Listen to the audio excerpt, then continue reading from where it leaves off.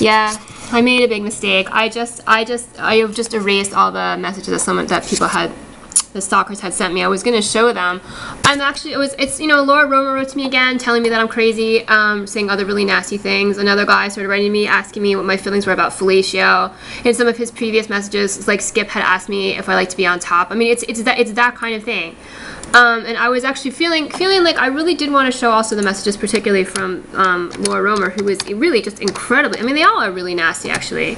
But I wanted to talk about that because, so I feel dumb because I just erased all those messages. Yeah.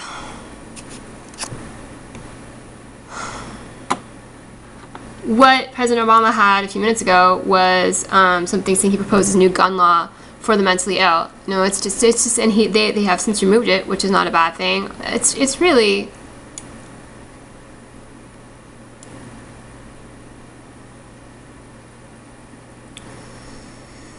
Rather than take responsibility, right? Rather than take responsibility for his own behavior and the behavior of the people who work for him, and the fact that he, look at this.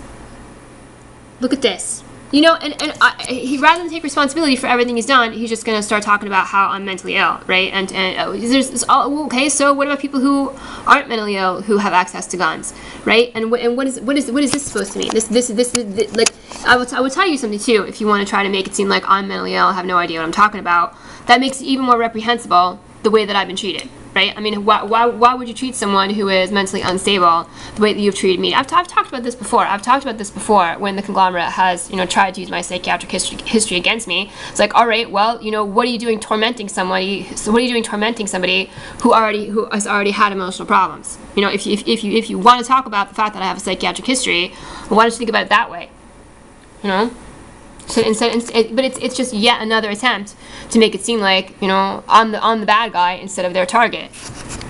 What are you doing? You're gonna videotape mentally ill people in the shower? You think it's somehow an excuse? It just makes it even more reprehensible.